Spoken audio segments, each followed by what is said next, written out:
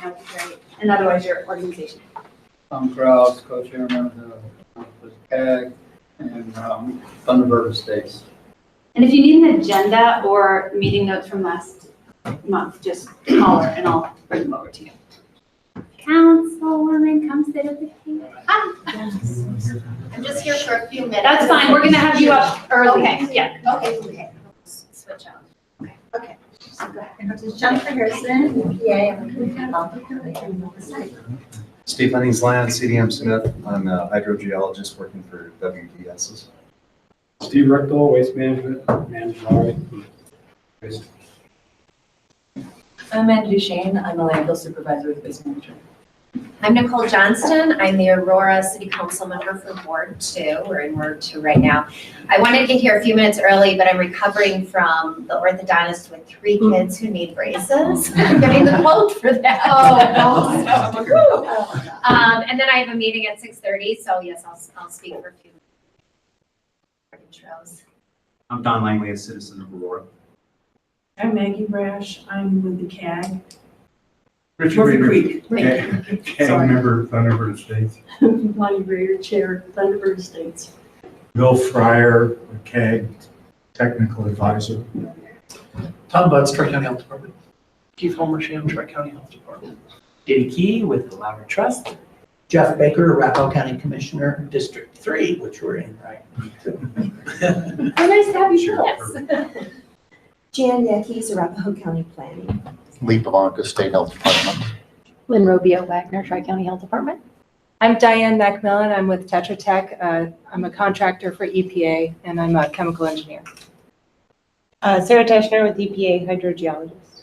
And we're going to be hearing from both Diane and Sarah today when we talk about the 3DBA. And I spelled Diane's last name wrong, and I apologize. Mac instead of Mac. Yeah, McMillan, yeah. Janine. Engineering with the State Health Department. Okay, great. So I know that you do need to leave early, so we're going to move to you pretty quickly, but we'll just do a quick review of what we're doing tonight. And does anyone need an agenda? Let's go on. Okay. So the main purpose for tonight is actually to have Sarah and Diane present to us the 3DBA in its current form. And we're just going to spend the vast majority of tonight's meeting looking through that, asking questions, hearing some explanation. So that's the bulk of the meeting. We do want to have some time just for updates about the site. I think Steve Richtel is going to talk to us a bit about what's going on, and then just some time for announcements at the beginning. And then before we leave, we'll just make sure to talk about what's happening at our June meeting, which at this point is scheduled for the regular third Thursday in June, June 20th. So before anything else, why don't we turn to you? So Councilwoman Johnston, Nicole. Nicole. I always call you Nicole, but Yes, now that please you're call me Nicole. So I know that you want to make an announcement. Yes. For a little discussion, so go ahead. Yes, I just wanted to start out to get any information out in case there were any assumptions or misinformation, but I initiated a meeting with Congressman Crow and Congresswoman DeGette to become more familiar of the Lowry Superfund site. Congressman Crow, as many of you know, was elected in November. I supported him, and I knew that one of the reasons I supported him is he's very accessible. And this is an important issue, and a lot is happening with it. So I thought it was really important that he understands what's happening. But I just wanted to clarify, it was me initiating it. It wasn't the CAG, it wasn't anyone. But it's an important issue before I was elected, while I am elected. And particularly, I'm concerned, and the reason I reached out to Congresswoman DeGette's office and met with her staff, and some of you may have read the Denver Post article a month or two ago about the lack of EPA and oil and gas regulations. And the city, since we have Senate Bill 181 that was signed into law, is giving more local control to both cities and counties on oil and gas. I want us to be proactive, and what are we're starting to see at the city level more oil and gas applications, and they are coming closer to the Lowry Superfund site. And there aren't any real rules on that, and I think there should be. And then there are 3 applications for injection wells that are at the COGCC level. They are not in the city purview, they're not in city property. They are at the county level. However, we are, and this is public because the agenda has just come out, the city is going to, at its Monday study session, go over operator agreements, which are best management practices for oil and gas. And as part of the operator agreements, the applicants, both ConocoPhillips and Extraction, we're going to hear from ConocoPhillips, are connecting the approval of wanting the injection well. That's about 6.7 miles as part of the operator agreement that Aurora will support that. So I have some concerns. There's seismic activity connected to injection wells. We're talking about chemicals underground, and there aren't any rules as far as I know. The city has researched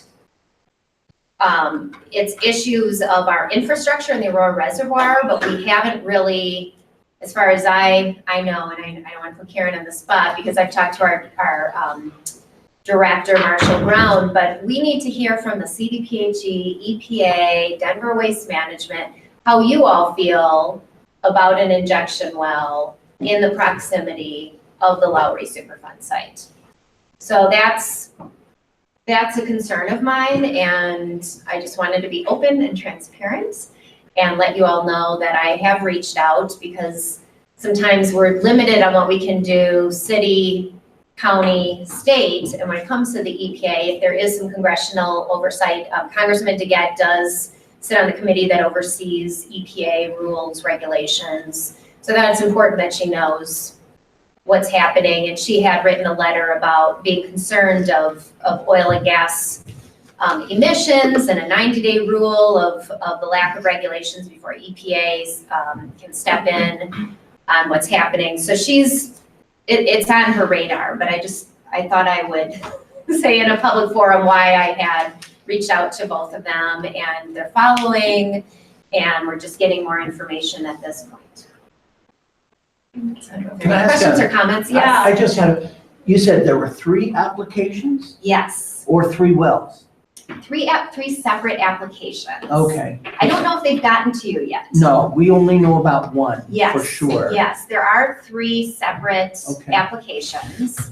And I think that's one of the things that we would like to see improved with COGCC and perhaps the county is, right now, for instance, we have a 48 well application in Ward 2, and it's in the county. For oil and gas. And for oil and gas, and separate from the injection well, but we didn't know about it. It's at the COGCC level. So, and we need to monitor, but the website is a little overwhelming and our staff time and resources and all of that. So a lot of times these are just at the state level, and then we end up hearing about it. Now with Senate Bill 181, it will switch and it will go to the local government first. But we're in that transition before it goes to the state. So there is a lot going on. And I think the more that we can be proactive and strategic and ask these questions and get information, the better. Any other questions or comments? I have a question. Sure. Sort of a question comment, which is that when we formed the CAG, one of the reasons was to have a central place to share information, to ask questions, to not have everyone calling each other and writing letters and emails, and to have a central place. So to me, this is an ideal place for you just to explain what you're explaining. And that I just guess are there other either thoughts or questions about how to use this CAG so that if there are, and I was pretty peripheral to this, my understanding was that there were a number of questions about, wait, was there a tour? Who organized the tour? Wait a second. And so if there are questions, I think the CAG is a good way to try to help answer that. And are there better ways that could happen in the future? Are there any thoughts about that before we move on? I appreciate you coming just to clear that piece up. Yeah. So Nicole, I feel that what you came to do tonight, we really appreciate and we needed. because how this rumor got started, I don't know, but it goes on all the time. And I really appreciate you taking your time. And I would also like to know if you feel free to express another issue that you and I have talked about and talked about with the congressional representatives, and that is that you would like, on behalf of your constituency, to see some sort of a barrier or interception wall Absolutely. to stop the plume from coming through our neighborhoods. Yes, and that is what my ask has been, because now there are development applications, residential applications that are in the plume's path, and I am concerned about that. So I have asked about the interception wall as part of that ask on behalf of my constituents in Murphy Creek specifically. So I'm gonna piggyback on that. Great. I'm gonna pass one of these letters down to you so you've got it. But Margie Okay. Sobey, who Oh, lives in Murphy Creek and Yes. resident in CGC neighborhood, and she's a member of this CAG and the TAG. Yeah. And she is in her last evening of training, so she'll be back next time. But she was concerned enough that she wrote a letter to present to the group tonight about the fact that they're pushing so hard and the developers are threatening the city with a lawsuit if they stop them from developing in this area. And Margie wrote this letter, and she'll follow it up with email out to everybody on the CC list tomorrow, because they're very concerned about this issue, and they feel EPA is not giving us guidance on whether it's safe or not, and whether we should be going ahead with development before we know if it's protected. And so she'll be following up and sending out an email tomorrow. She'll send this same letter out to everybody. So this is her letter, and because she couldn't be here tonight, she knew you were coming, and she wanted to be sure you had a copy of it. And so I'm passing it out now. And I have to say, this is time sensitive. There's the planning commission for the city did approve a development that is in this area without the interception. The mitigation that they reference isn't, according to some, maybe as effective as it could be. So this is actually coming to our city council on Monday because of the significant public concern. Then it's automatically gone to city council. So again, having EPA weigh in on this, and then, right now, it is, I would say, time sensitive, because we get in our backup the information that is from the developer and maybe some of the city processes, but we don't have anything from the EPA. So as a council member, I'm still weighing it all in, so I can't take a position at this point, but it's good to get all of the different perspectives for the entire council and not just have one council member privy to it. But we will be reviewing this on Monday. So if the EPA can. You have not been to the meetings because of becoming a Aurora City Council person. Congratulations. But at one of our pre-meetings just before a CAD meeting, Linda Kiefer did tell us that after we wrote our comment about the plume and whether it could impact people, and we needed to step back and think about this, developers did go and meet with EPA and wanted EPA to step up and say this is fine. And EPA, what I was told by Linda is that they told them that until this study is done, they can't say if it's protective or not. And even that is good. Like, we are still in the process of doing a study. We can't say that, yes. So. And that's where we'd like it to be. We'd like people to know this is happening and to make some wise decisions. Right. So thank you very much for coming tonight. Yes. And I think also having EPA step in and do their part, I think CDPHE should step in Yes. and give their. Because in terms of, if I could just take a minute with the injection wells, and I was talking a little to Jeff about this, there's 6 different classes and different types of injection wells. Injection well 1 is under the purview of the EPA, and that's kind of a traditional water injection well, not fracking fluid. Injection well 2, type 2, is actually under the purview of CDPHE and not the EPA, and that's the taking the wastewater from the hydraulic fracturing and putting it into an injection well. So it's a little, so it's not, so that's why I mentioned CDPHE and EPA.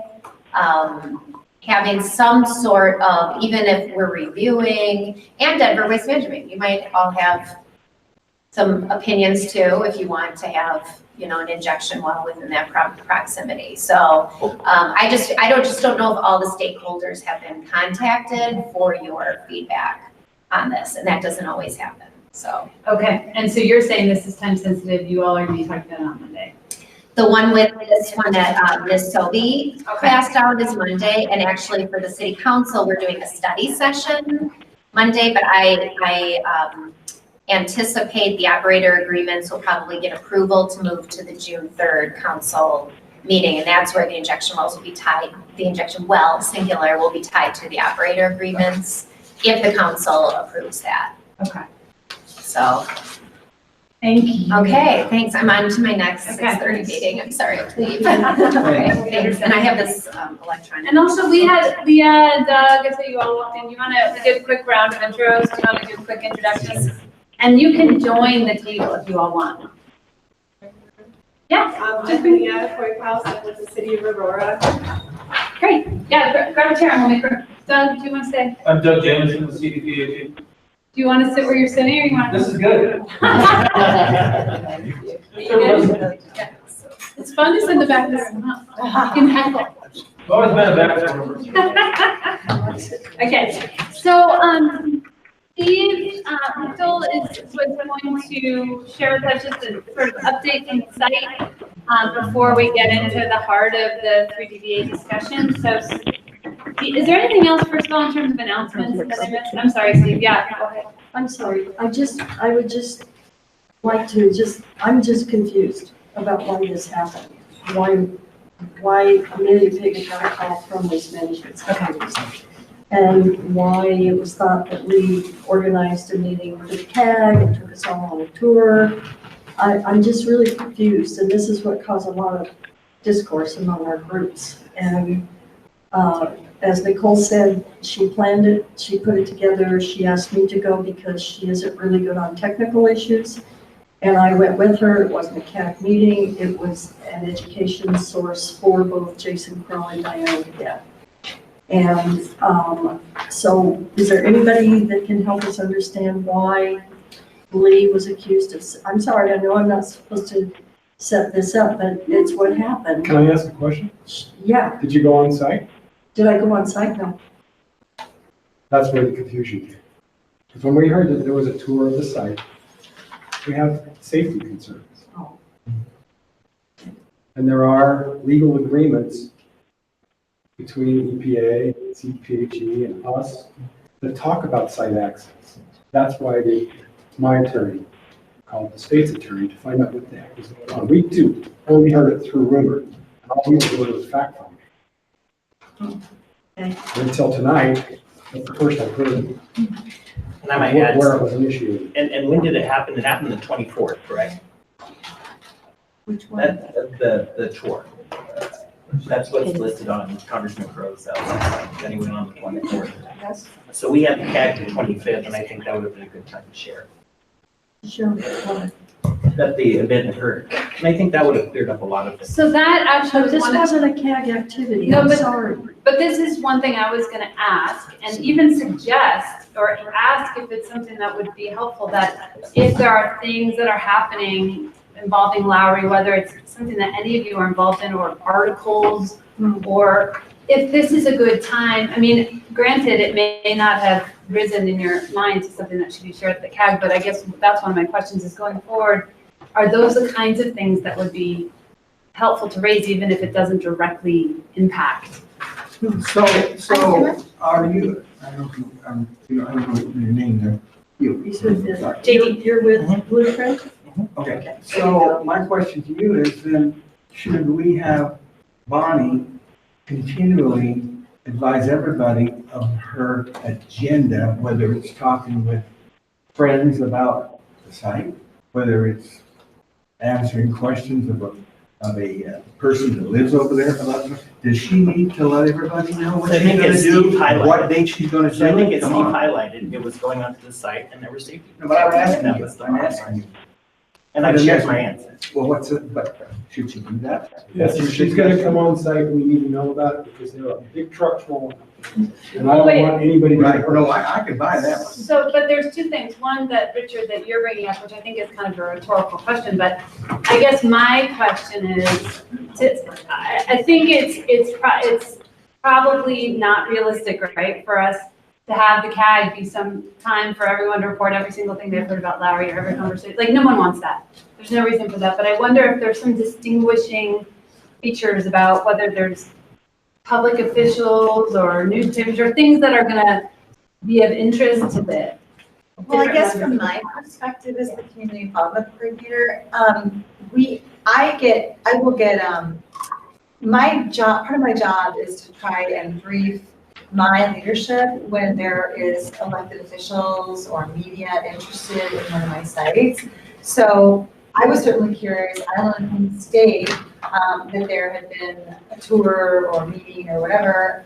That's all great, but I asked the state for more information because my job is to make sure that my boss or my regional administrator isn't caught off guard. If he gets a call from Congressman Crowe, Congresswoman DeGette, and says, hey, you know, what's going on about the landfill? So I guess I would ask as a courtesy, and again, no requirement. This is a community advisory group. It's the community's decision whether or not they want to share that as a community advisory group, but I would say it is useful for me to know if there is congressional interest or media interest. So I think we get it about going on to the landfill. We got that. That's very reasonable. But it is open to the public. Yeah. And I go on there. Yes, but you normally I go on there. sign in, you're supposed to go in the office, just like the sign said. Yeah. Yeah, we don't drive around on the Superfund side. Jennifer, I understand what you're saying, but I'm having trouble with this feeling that people are thinking that I did something I shouldn't have done. And I did not do anything I shouldn't have done. This was a personal thing with Nicole, and it had nothing to do with me keeping all of you informed. And so I have to say that this is the way I will carry my life on. And I do try and keep you all informed when it's pertinent. But, you know, there just comes a time when your private life is your private life. So thankfully, we didn't go on to the site. We did go down to Mississippi because the congressman asked, where's these wells, where's the plume? I drew you right down through the townhomes that are built right in the path of the plume. And I'll keep doing that, and I apologize if it makes people upset, but that's my role in this life, so. I apologize if people feel I'm not doing the right thing for the CAG. We did a tour for the Aurora City Manager back in February. We drove around the outside. We didn't let you know because it was something that the city manager wanted done. We didn't go on site, but we told him what we knew about it. He wanted to know about what our development was like, what our concerns were.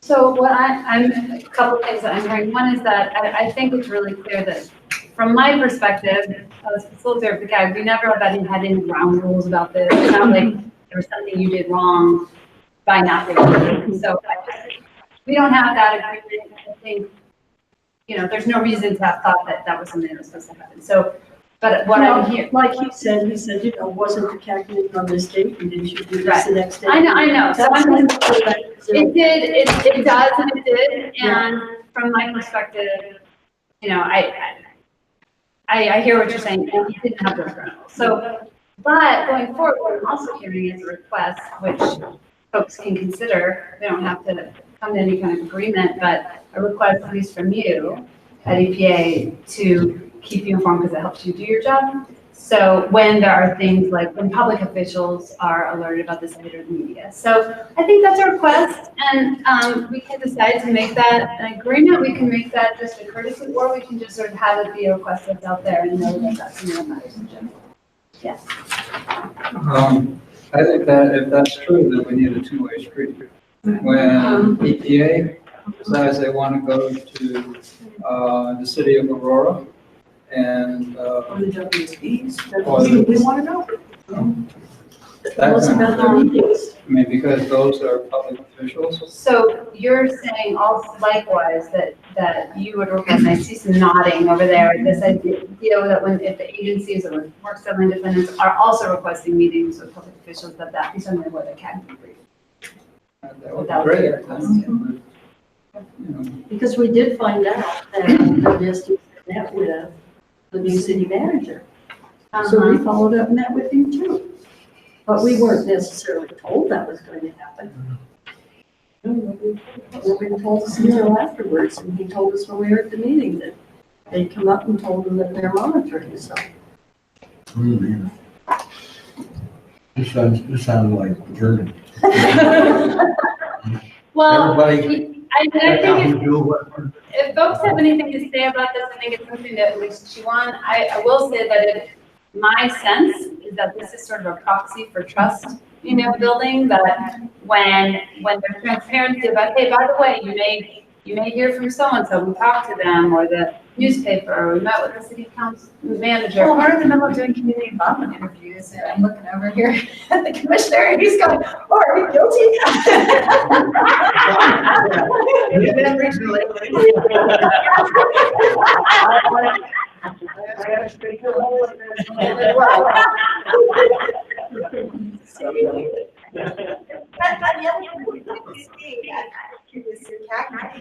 That we were going to update the community involvement plan, and this is required under CERCLA to do this every 5 or so years at a site, and then yes, we will be reaching out to elected officials. So we did announce that. And that information eventually gets made public, doesn't it? Yes, and elected officials are the only ones who don't get to hide. All the other ones, we're gonna be. Email, newspaper, Yeah. no. Sure. Yeah, a lot of you. Well, so I don't, people are welcome to have more information now. I also think this is something that maybe folks could think about, and we could come back to. This is something that we could, note that as a courtesy, people will try to keep each other informed or not. But I would encourage people to think about this as just one way to build a sense of transparency and openness, which I think leads to productive But collaboration. I honestly thought that that's what we had. So I don't know who stirred the pot to make this just blow up. Somebody who really doesn't have an interest in this transparency? Well, but I'm hearing two things, not just from the request from the CAG also, that if the WSDs, the EPA, the state are also having meetings with public officials or anyone else, that be shared. So I'm not just hearing it one way, I'm hearing it both ways. Well, it's because of what's happened. Otherwise, we honestly thought we had an open communication. That's what our belief was. And the thing is, if anybody calls me, you've got a question, I have never refused to talk to anybody and not give an honest answer yet. But it seems like we have been open enough that if any party feels they should say, well, we did this or that, you do. If you feel that, that's no big deal, waste of time, you don't. So that's where I thought we were, and I don't think we have not had that kind of relationship. I really think it's been open. I'm not taking any objections, you guys. Leave it whatever you want. No, I got you, yeah. You want to go on to it? Go to America. Yeah. Well, it's just amazing to me that it blew up like it did in the league. It was only because of the on-site things. But I don't know how Lee got drawn into it. Rumor. Jesus. It's a manifestation of, I think the work that we are trying to do is to decrease that level of mistrust and increase more transparency. So let's keep at it. We can come back to this too if folks have more ideas about this. But are there any more comments before we move on about this topic?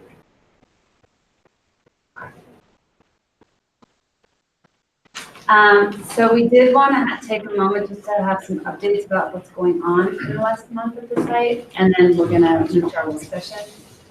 That's specific in last month. Yeah, well, exactly. Let us know, because I will say that what Linda explained at the last month meeting is that there's a lot of data collection happening, and that wouldn't be ready until June, July to talk about. Right, that's correct. So I'll start with what's not happening. We're not injecting water. And because we're not injecting water, there's a massive monitoring program going on, and this guy right here, to make sure that we're monitoring water levels and chemistry and everything like that, to assure that we still have containment and that nothing crazy is happening. And then happy to report that is the case. Everything is as pretty much as we expected it to be. We're hoping to make that permanent. Amended augmentation plan is working its way through the water court. There are hearings late May in front of the court.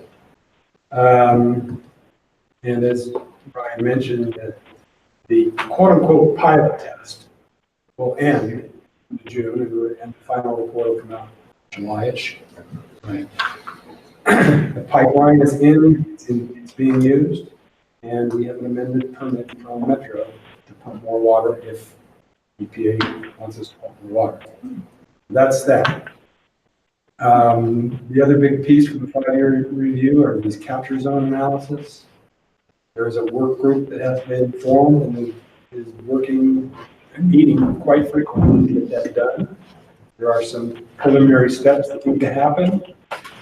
Sarah is very involved with this. Some data quality evaluations that EPA is requesting will support those capture zone evaluations. Other than that, we put in some new monitoring wells, 4 of them around Gun Estates, and a couple deep ones. We have results from all but one of those wells, and all of them are clean. And the one we don't have results from, because it recovered so slowly, we were waiting for the water level to rise, have enough water to sample. So that sample is in the water. Other than that, big effort has been for this 3D visualization, which you will hear about tonight. Steve, anything to add? Nope. It's been your life for a while. Yeah, the north end is coming along, working on the conceptual site model. So yeah, all the data is being brought in and evaluated. And in terms of all the data that's being collected, am I right that there's going to be a summary report to share with this group? Yes. And what are you, June, July? Well, the pilot doesn't end until June 30th, so I would say June's out. By the time he gets all the data back, it's lab time and then validation and then reviews. So what do you think in terms of a summary of the kind of data that's being collected now, like August? Or what do you think? I mean, I don't mean to, I'm just inventing. So what do you think is realistic? well, we've been asked to do more than a data dump for the last report. That means interpretation, which those have been developed. I'm not going to put renewed in. Would you say late summer? Yeah. Late summer, early fall. Yeah. Okay. The minute I mouth out a date, it will get cast in concrete. Okay, and no one's holding it and everything, it's just kind of good to know time-wise. Any And questions? the other thing is the latest status report was finished and distributed. Number 5. Yeah. No, and the site status. Semi-annual. The semi-annual status. Thank you. Lee, go ahead. So Steve Funningland just said you're working on the CSM. I honestly don't know the answer to the question. Okay. Are the work selling defendants working on the CSM? Is EPA's contractor working on the CSM? Who is working on the CSM revision?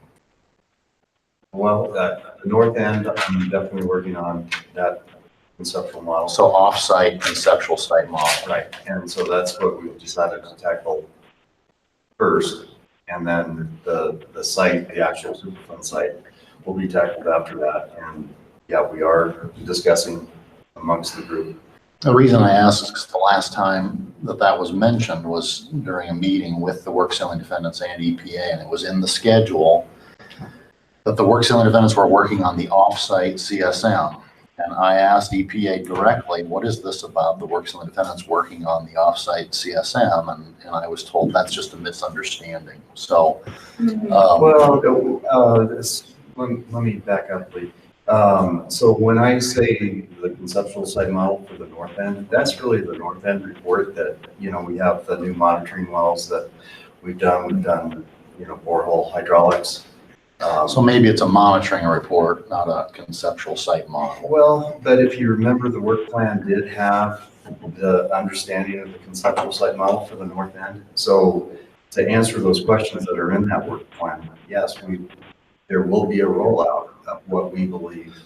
Just the last question, semantics. Are you really saying conceptual site model or conceptual model? So the north end would be the conceptual model. Okay. Thank you. Yeah. That's the difference. Thanks.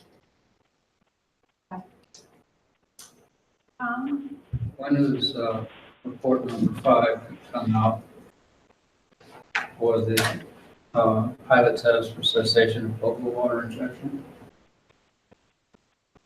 That's out. The last one was, That's what out. was distributed? Is there- That's out and it was distributed.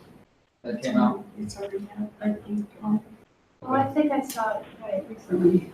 It came from Linda. That's kind of the We've twist here. It's uploaded it, It's not coming from the work selling defendants. It's coming from EPA. So via email. Dietrich had a, Yeah, it's recently by email. so Dietrich had a shared drive set up and Linda uploaded it to that.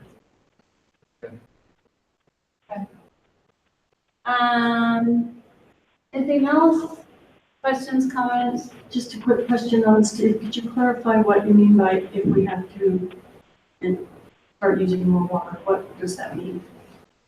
As part of all these capture zone analyses, we may be required to pump more water. In order to do that, we had to put in a bigger pipeline and amend the permit. That's all done.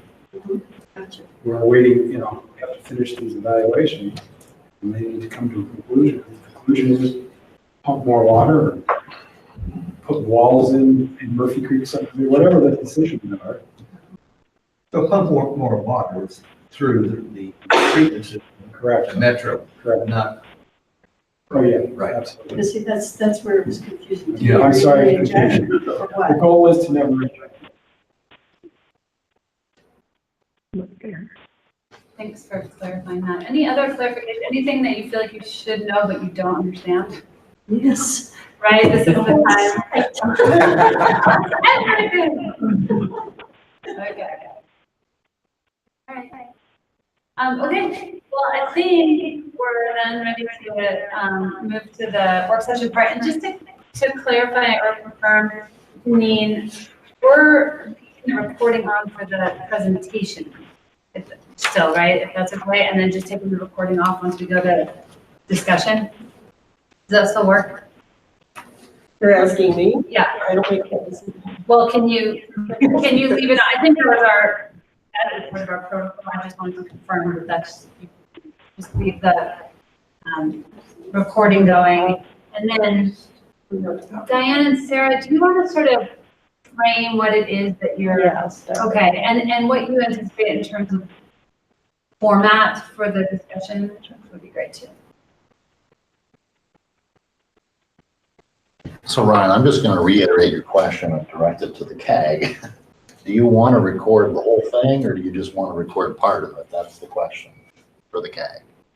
I mean, we've had this, we can change it. We've had an conversation before, which is to record up to where there's the end of the presentation and then have the discussion just be unrecorded, but we can also change that.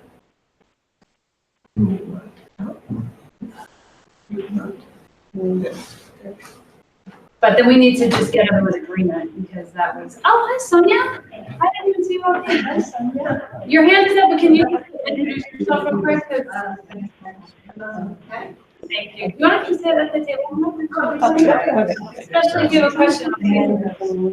Yes, there's I wonder why would you? I think at one of the meetings that you weren't at, we had a discussion about this. And if we want to have a really good discussion where technical things can be discussed that maybe aren't supposed to be out in the public, that we could have we would call that our work session, and we could work on it. If you feel more comfortable with it being recorded, that's fine with us. We don't care when we're together, we're fine. But we do need to be able to have a work session where we can really discuss things and everybody feels comfortable getting into the discussion. So it was an opinion expressed by some people that they would feel more comfortable if it weren't recorded. I think it's okay.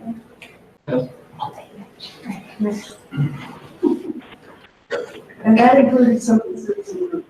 So, because if we don't have the freedom to discuss these things, and some people are feeling that the information may be misused or misquoted or whatever.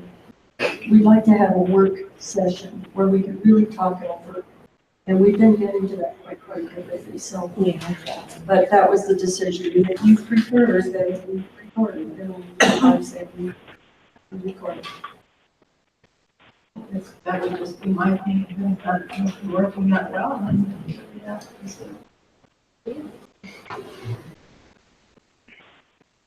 How about this?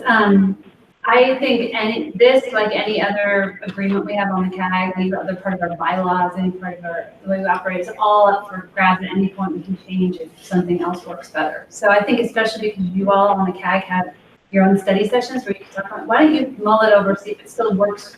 You all still think it still works? And likewise, the agencies. I would say this. Yeah, I'm glad to see Steve here tonight, but we don't have a lot of participation by Denver Management. And so we thought maybe it would be helpful to bring us to the table and let us talk. And then there's a lot of things that are going on with EPA and waste management that we aren't aware of either. And so when Tom was saying earlier, it goes both ways, it really does, because there's a lot going on behind the scenes and we find out later. And we were hopeful that if we have this working sessions where we could discuss these things, maybe we get more communication going for the CAG, because there's a lot we don't understand why it's happening. So I understand Sonia's thoughts. However, how do we have a good work session? I would say, are we talking about recording this presentation? Yeah, just the presentation. Yeah, I definitely would like that recorded. Everybody feel comfortable with that? Yeah, the presentation itself should be, yeah. But no technical discussion afterwards. Well, let's keep it like that and then just know that we can change. It's not written in stone. Sonia, I don't want you doing that. Come, because we know you're gonna have questions and it's better to have you. Yeah, there's Okay. on this other side first, over here, Sonia.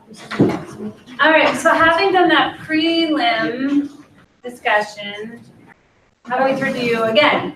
All right, so I'm Sarah Tishner again. I think I know all of you at this point, but today's topic's the 3D visualization and analysis tool for water chemistry at the site. I figured I'd start by just taking a step back and explaining a little bit the technical support that works on Lowry for EPA. You often interface with me. I'm internal hydrogeologist. I also work with other regional hydrogeologists within Region 8, and I'll consult on stickier topics or more technically complex questions. I'm also a member of something called the Groundwater Forum, which is across the different regions at EPA, and some state hydrogeologists are involved too. So that's a resource where in the past for Lowry, I've reached out to sort of put together an expert panel to discuss and bounce things off of. So that's all internal. And then beyond that, we have contract support, Pacific Western Technologies, PWT. You guys have heard from Lowry Wright. She's their chemist, used to be a CDPHE chemist. And then Bruce Peterman is the other technical expert that we pull in from there. We also have, for the containment system evaluation, the numerical model component, which I talked about briefly, just broad overview in March. we have a groundwater modeler contracted to help with the review for that. He's extremely technical and he lives in the world of models. So we have that resource for that. And then we also have Tetra Tech. Diane McMillan is the project manager for Tetra Tech as our consultant there. And then she works with her partner, Christy Root, on the 3D visualization and analysis. So Diane's gonna present to you today the information on the 3D VA. I just wanted to give you that context, so pull that all together. And then I'll just segue it from the March presentation, which was really sort of broad, and then sort of scoping in background on how we approach characterizing groundwater. In that presentation, I previewed the 3D visualization tool. On the right there is just the presentation of the well locations, depths, and then the thicker blue areas are the screened intervals of the depths of the wells. So that's where the wells are collecting information from. And then on the left is sort of using the subsurface geology information. So as you drill the well, you pull up the sediments, you know, note what they are, or by you, I mean the geologist on the site. And then from that, you can try to see how those relate to one another. Typically, a geologist will draw a cross-section like above, and then the 3D visualization tool can, in a dumb way, not with no professional expertise, take that same data in 3 dimensions and then make its own cross-section, which can be used for a comparison effort. So today we're going the next step and looking at the sampling data and how that's incorporated into the 3D visualization. And Diane will walk through that. Okay. And then I'll just note that this presentation will be available once it goes through our records process and gets its numbers stamped. In it, we've included 2-dimensional images of what we're talking about, but Diane's gonna ditch those halfway through the presentation for favor of actually showing the 3D files, so. Yeah. Again, I'm Diane. I'm gonna stand so that I can see everybody and move around. I like to move while I talk. I am going to give you some breadsticks before we get to the meal. So if you just bear with me for a little bit, we're going to talk about what goes into this visualization. So when you see the images, you really kind of understand where we got to that point. First of all, the data that we used to create these visualizations came from what we were calling the synoptic sampling event. That is just a term that we used, and you're going to hear it a lot when we set out the data reporting that says synoptic data sampling event. So just to give you an idea of what we're talking about, we wanted to get an overview of the site in as near simultaneous snapshot of what was going on at the site as we can. Of course, we can't get a simultaneous snapshot, so our data spans June through December of 2018. It's about 6 months. That's kind of the narrowest we could find of a window. And we have data from 235 wells across the site. So it's a robust data set compared to some other sites that I worked on. This was just an example that I wanted to put in to give you an idea of how plumes are typically drawn in 2 dimensions. So this is not Lowry. This is actually one of my other sites that I work on. And it's a very simplified form. What you're looking at, and I'll just give you right up here, this is actually 2 plumes of TCE, one in the upper aquifer and one in the lower aquifer. So the blue is the lower, the upper is the green, and you can see what we typically do is we have sampling data in each of these points, and we say, well, all of these are above 100 micrograms per liter. So we draw a circle around it. And then these are all above 10, so we draw a circle around that. And that's usually what we do to kind of interpolate data and create a plume of what's going on at the site. And there is usually a lot of professional judgment that goes into these drawings. You look at the geology, you look at where your sources are, which way the groundwater is going. So that is what you typically see for sites like this. And then I'll show you, so 3D VA is not like that. First of all, the differences are and we'll go into this a little bit later, there's not professional judgment interpretation in this visualization now. So what you're seeing is just the data.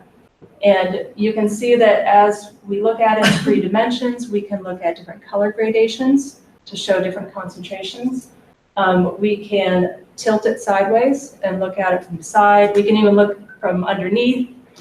We can see the interactions between these points here. These are monitoring wells. So these vertical lines that you see here, this is the monitoring well. This colored portion is the screen interval. So when they're collecting a groundwater sample, it's from this interval right here. So when we tilt it to the side, you can see that we have data points down here that help the computer make this cutoff right here. So 3dVA it's an algorithm in the computer that interpolates between the different data points. So it looks at, all of the data points and it creates this plume map. So this was not, Diane Macmillan's, contouring. It was a computer algorithm. So there are some pluses and minuses with that. 3dVA is data driven. And so you'll see that there will be some portions of the site that have a lot of data, a lot of monitoring wells around like the North Boundary Barrier Wall. In those areas, the computer has a lot more data to work with. It has a much more sophisticated plume delineation. In areas where they don't have data, like within the landfill mass itself, you don't typically want to be poking a lot of holes in your waste. So it's an area that doesn't have a lot of delineation from point to point. And that's where the computer extrapolates between you have a point here and a point here, and it draws lines in between. Another thing to know about 3dVA is that it's not a transport model. What you're looking at is a snapshot of where is the plume, not where is the plume going, not what is the concentration going to be at that point. It is just kind of taking a picture of what it should look like. But that said, 3dVA has a lot of uses. I mean, we're using it to communicate between stakeholders, especially with you all. I think these pictures are a lot easier to understand, to digest when you can see all of the data at once. It also helps us identify where we might have data gaps and questions. The computer is pretty unforgiving when there's not a data point right there. It just goes crazy. And as professionals, we have to identify what is a data-driven issue and what's going on with those things. I also want to make the point before I get into it. Oh, I'm sorry, there was just a quick question. Yeah. You just said that your outlines may be 100 and 10 and 1 and so on. That's what I've been seeing from the maps that we've been getting from EPA. Yeah. But I'm wondering if if you're looking at 1,4-dioxane, for instance, shouldn't it be the minimal detection limit, the PQL, and then go from 1 to 10, so that you get the whole map? Whereas if you only do tens and hundreds and ones, you're not going to find the actual outline where the 1,4-dioxane is.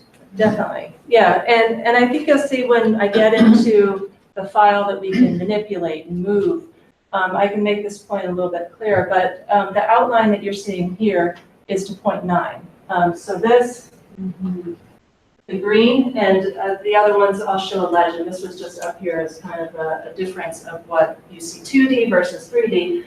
But this outline is to 0.9. Which is the PQL, and I think you had a presentation on the lab data last month. And then you can see the red is a different, so like the color changes as the concentration gets higher. So what we can do with this, I can't do it today, but we can narrow the focus down to only see the plume at certain levels. So, we could step through 100 and it would be this shape, and then 10 it would be this shape, and 0.9 is this shape. So, we have some flexibility with it. Why don't you have an outline of the MDL?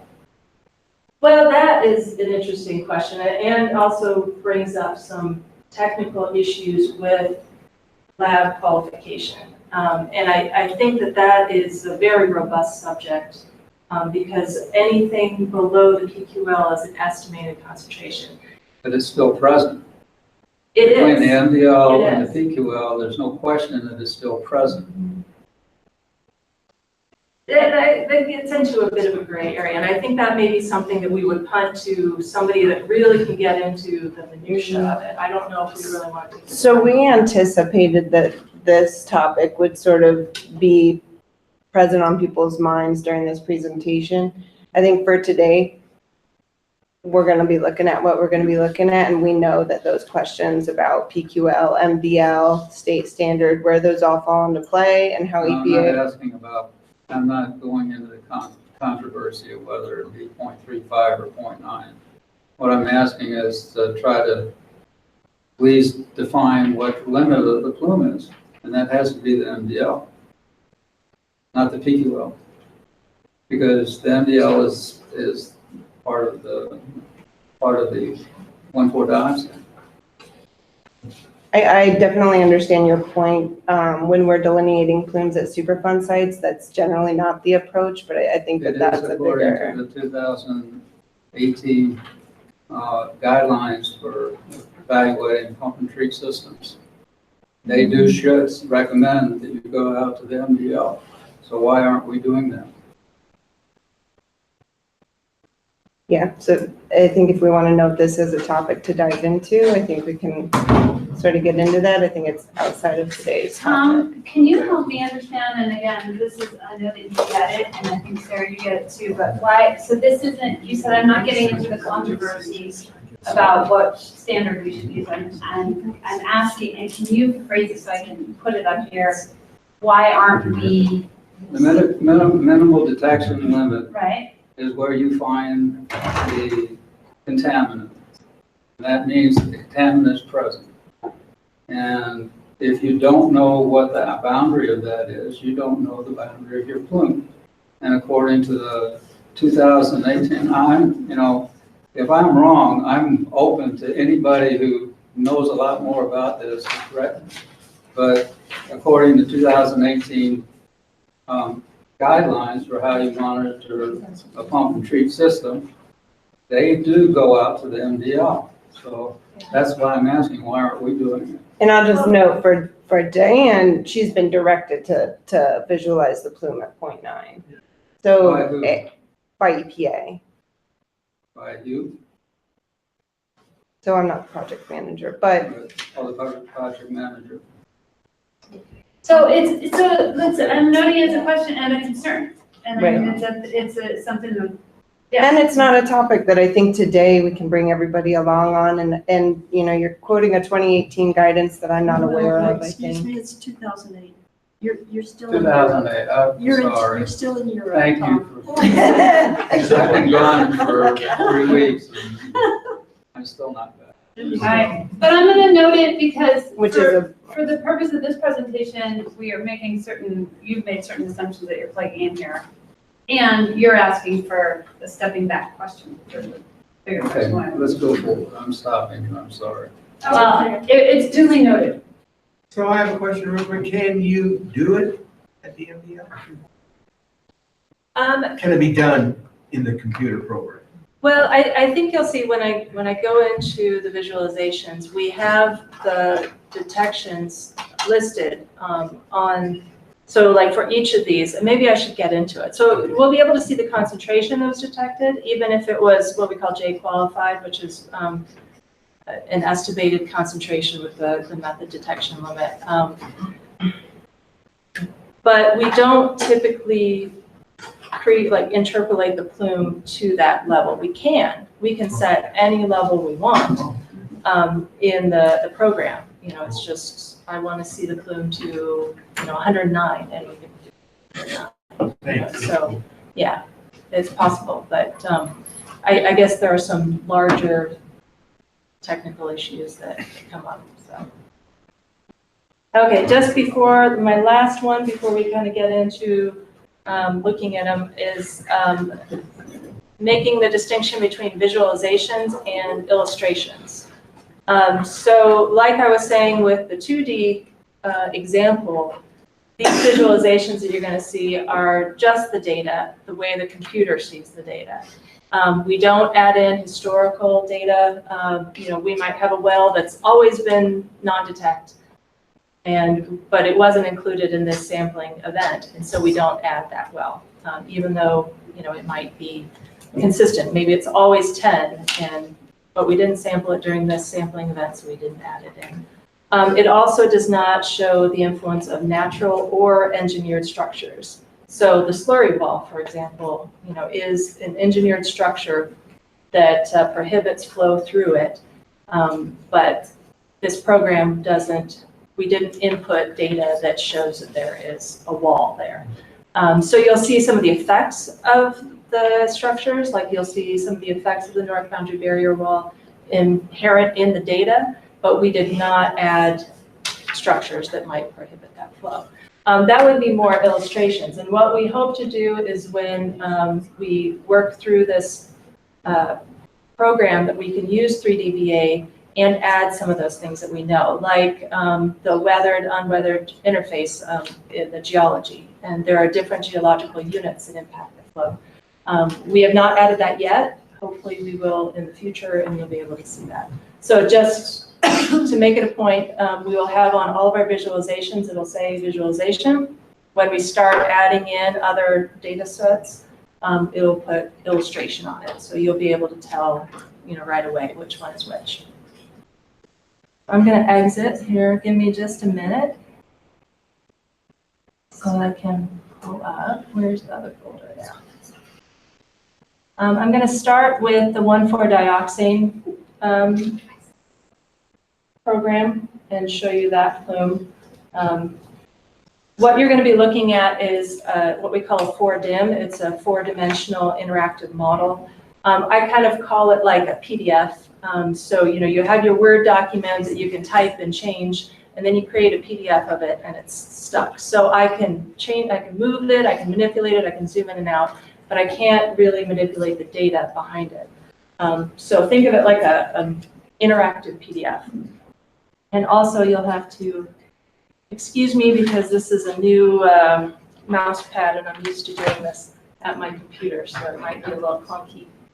I'm going to start with the top and just get you oriented. First of all, you're probably asking, this is a really weird shape. Why is it this shape? It's basically this shape because this is the data that we input to it. So I like to think of it like you have a corkboard and you have nails in your corkboard, and then you stretched a rubber band around it. And that is what we call the domain. So this is the extent of all of the data that we have that we put into it, and that's why it's the shape. We added a image file, like a base map on it, so you can kind of see set features. And I'll do a quick walkthrough so that you can kind of figure out where you are in this. So this is Quincy down here. Hamden is right here. This is the DADS, the Denver Arapahoe Disposal Site. Here is Yale. And then up here is Jewel and Mississippi. So it basically goes from Mississippi to Quincy, to get you oriented. This green line here, we just added kind of a line on the surface to show you where the slurry wall is. This right here is the landfill area. There's the North Toe extraction system, the north boundary barrier wall. This right here is the MW38 channel. We just added some markers for it. Here is DADS. This is a DADS stormwater retention pond. And then up here is the Murphy Creek Golf Course, and Murphy Creek runs up that way. And there's the Highway 30 landfill. And then I'll zoom in a little bit so you can see more. The blue dots. Let me show you the blue dots. No, it's not going to let me do that. Zoom in this way. Yeah. So you can see all the dots are the monitoring wells that we used to make the plume. They are different colors, and you can see the color scale here. So if they're a dark blue, that means that they were non-detected. They were not detected. And then moving on up. And with this, we can turn it so you can see the effect of the monitoring wells here. And one thing you might be asking yourself is, why is this just a huge mountain? And this is Dad's here, and it looks like a mountain because we had to do a 10 times vertical exaggeration. So let me show you what it looks like without the vertical exaggeration. It's basically nothing. So, you know, if we were to zoom in here, you really wouldn't see anything. And it's hard to look at. So that is why we have the vertical exaggeration. So to move on to the plume itself, here, we can walk through here. I'll zoom in.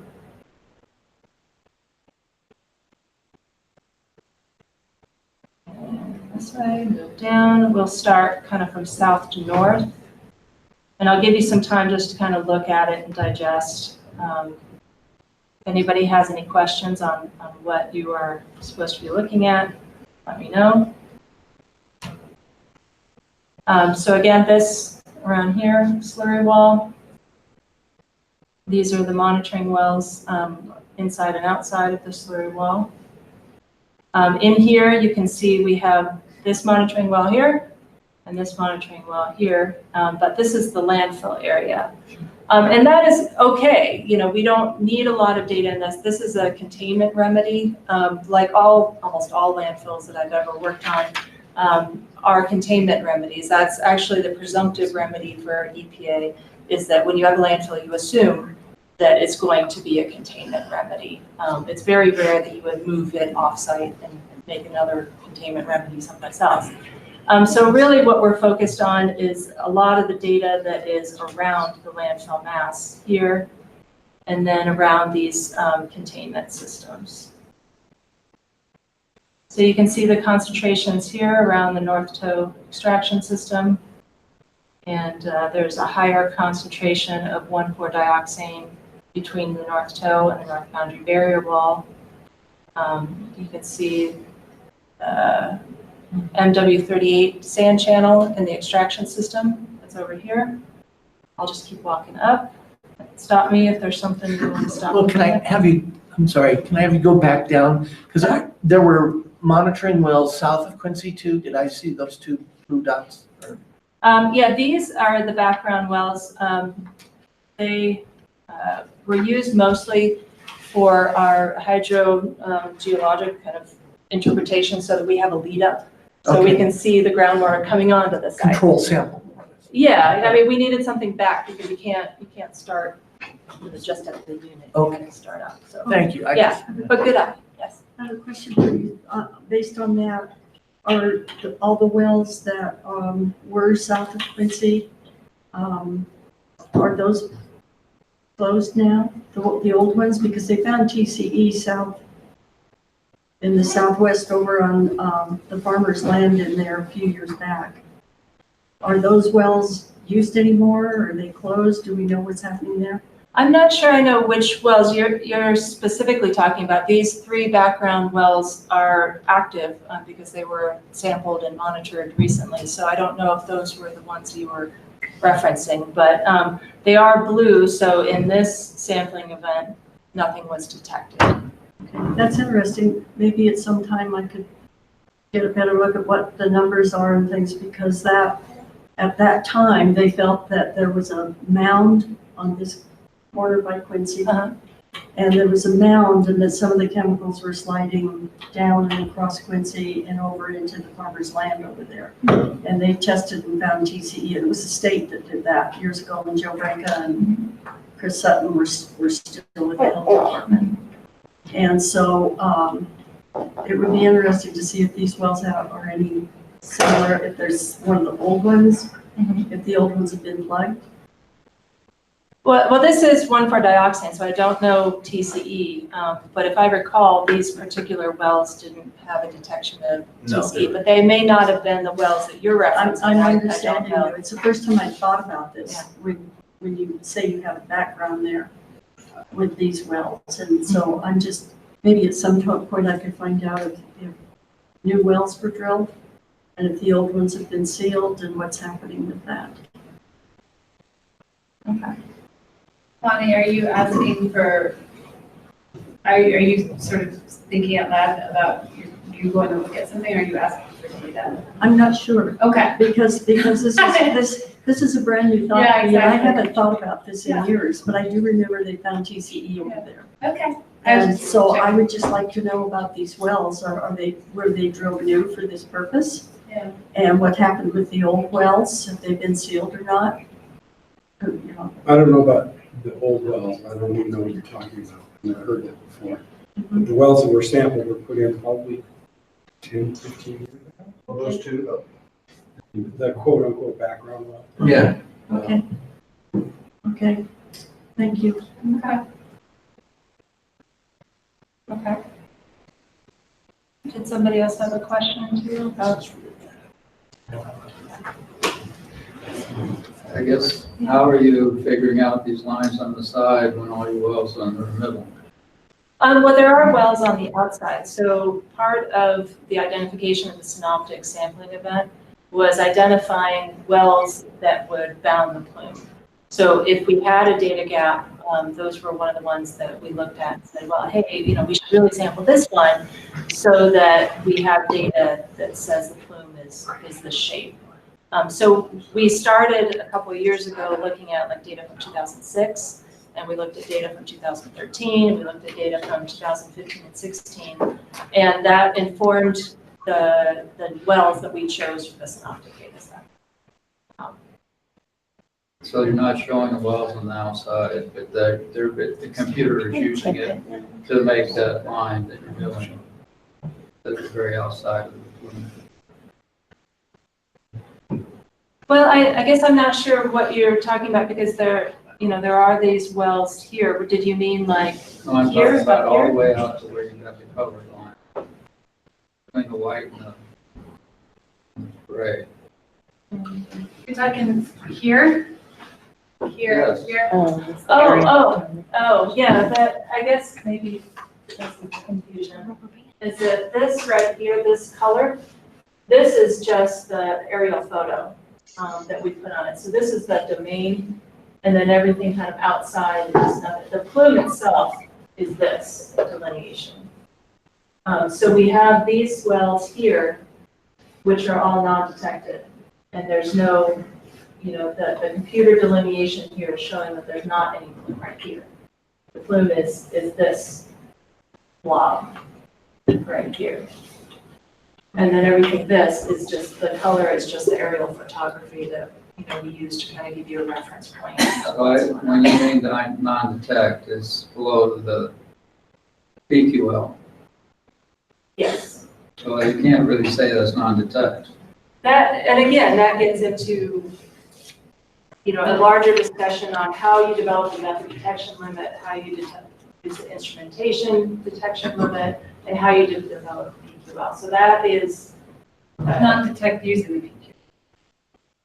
yes.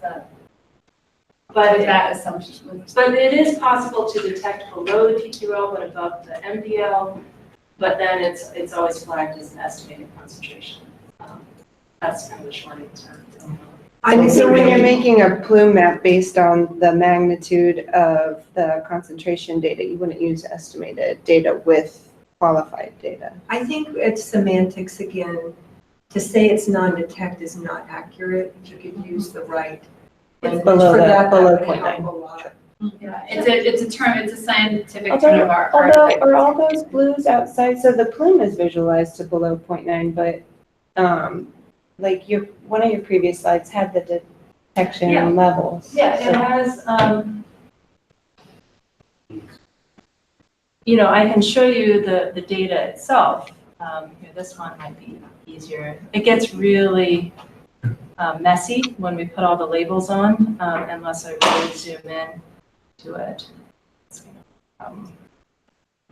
out my mouse. So this is a good example right here. So A102, there was a detection at 0.39, which is that range in between the method detection limit and the PQL. So, we have that as a point, we have it as data in this visualization. What we are calling non-detectable, so when the laboratory comes back with a sample and they flag it with a U, which means that it was not detected through their methods, we say that it is somewhere below 0.9. So that's why here we represent it as less than 0.9. And what we had to do for this computer simulation is we can't have zeros, and it's not accurate to say it's a zero, it's just less than 0.9. So what we've done is we've added a value for the computer of 1/10 of the PQL. So it's really at 0.09, and that's just to kind of give the computer a boundary. That's all it is. It's an arbitrary 1/10 of the PQL. So yeah, it is represented as less than 0.9, but we don't know. Is it 0? I don't know. Is it 0.5? I don't know. It's just less than 0.9. And that's the best that the lab could do with it. But you're saying that, okay, I'm not going to go over the same thing again, sorry. I think we'd appreciate it if you just wouldn't say non-detect.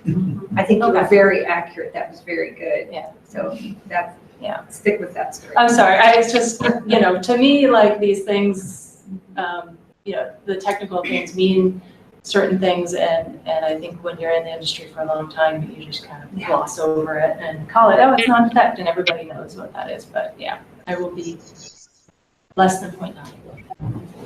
For 1,4-dioxane, and it's always sort of, in all of these, it's represented what it's showing up in the upper left-hand corner. So there'll be some other compounds too. Oh, yeah, right up here it says that. So do we know that 38 it stops where it shows it stops? It does not go under the solid landfill? Do we know that? That is what the computer algorithm is telling us. And that is based on data points here. This was a very important data point. And here, and then these around here. So I think the joy of the computer algorithm is that, you and I can look at, a point here, a point here, and a point here, and draw a circle, but the computer can look at all these points in all different, there might be one there, and it can look at all of the points as one thing, and it can kind of, use the distance. And there are different ways that you can use the algorithm as like an inverse distance weighted average. And I know that gets a little complicated, but it's like the farther away it is, the less accurate it is. That's kind of how the computer sees it. So there are different algorithms that you can use. This is the one that we feel is the best practice, and this was the result. And which is this? This was actually using kriging. Yeah. And it's a little more complicated than that, but if you ask me more, I would say, I don't know. Let's call Christy and ask her. And just to note, this is the same sort of method Tetra Tech uses on other sites. It is. This is the developers' industry practice. That is, kriging is usually seen as the best practice for creating these balloon models. Can I go up and just ask a question on what I was seeing? This is a boundary wall. These are all over 100, all these yellow ones. And yet you've got a dark 10 and 100. green circle that's saying that it's between 10 and 0.1. Why doesn't the computer show us some yellow in there? That dark circle is an artifact of the depth. So it's showing additional. Here, let me get past here so you can see it. So in this area, and this was the synoptic data set especially in this area, all of the data was before the injection stopped. So this was kind of steady state the way it's been for a long time. And so there are some differences in depth. There's a lot of extraction wells in this area. We have a lot more of the data density, like I was talking about earlier, the data density is really high in this area.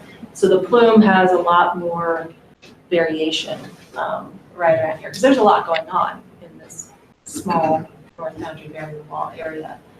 So what you were seeing from the surface as kind of a different color was actually just a lot of colors kind of mushed on top of each other, and you can't, it's hard to see through them. So, right, if you did this at the end of June, when you finished your evaluation, then these colors are gonna all look different.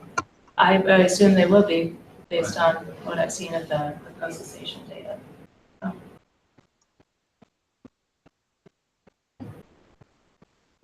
I will note, kind of before we move on here, that as I was talking about how it's data-driven, this is a good example, is that north of Yale, we get to a point where we only have, where our data density goes way down.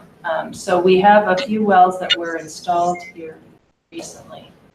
And I'll just show you. So this is kind of where 3dVA loses its effectiveness as a tool, and where EPA needs to switch to a different tool to really see what's going on.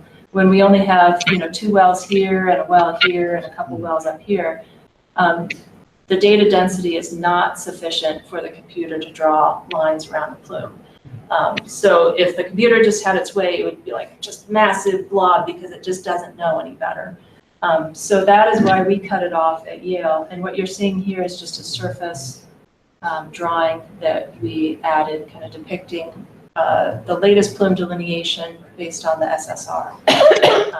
But we can go in and see what these wells look like, where they're placed. We can see the relative concentrations and names.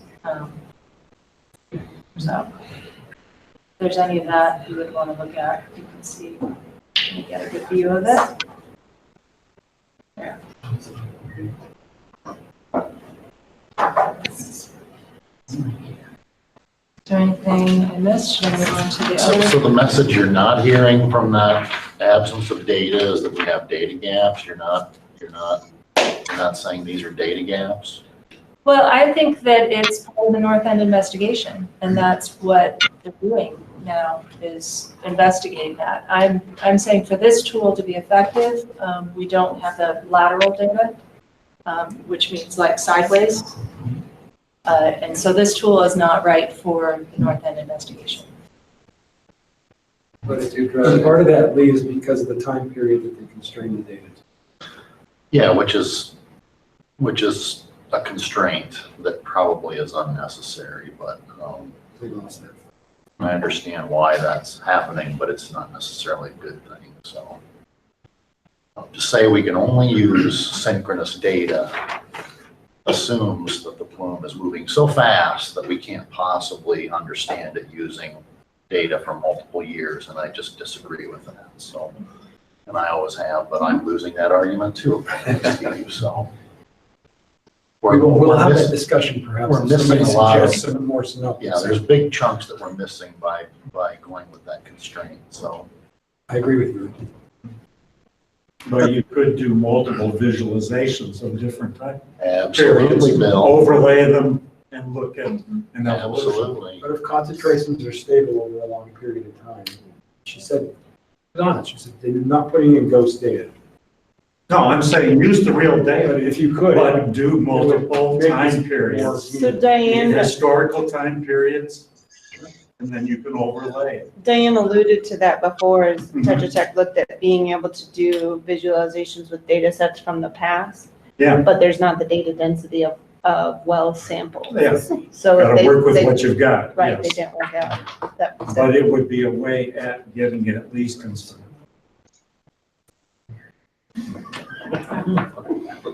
And just to finish what my part of the presentation before we kind of go into more questions. And we also looked at 2 other VOCs, like volatile organic compounds, just kind of to give you an idea of how we can use this tool for other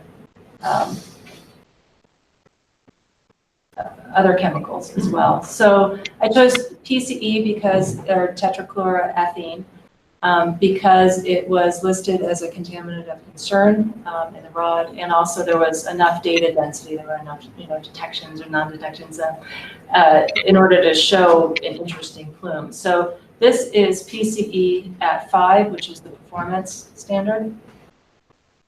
And you can see that it is, there's not any detections above 5 up here. So I'll zoom in down below. Bear with me here while I'm zooming. So you can see this is the north boundary barrier wall, MW38 channel, north toe extraction. Zoom out just a tad. You can see it all here. And can I ask a question about, there's on the left side there, the green inside the red. It looks like there's a sample point inside. Yes. These circles usually indicate their extraction systems, correct? Like, so there's the MW. Yeah, that's the end of W38 sand channel. Oh, okay. Yeah. It's just a trace of the feature, but it is confusing because it's green and circular. Yeah. And similarly, these that are associated with the slurry wall, there's a treatment system. What's going down, what's happening in the lower right-hand corner? This one? So this is the computer's reaction to a concentration of 6.3, I believe. Let's zoom in and look at it. Sure, that's off.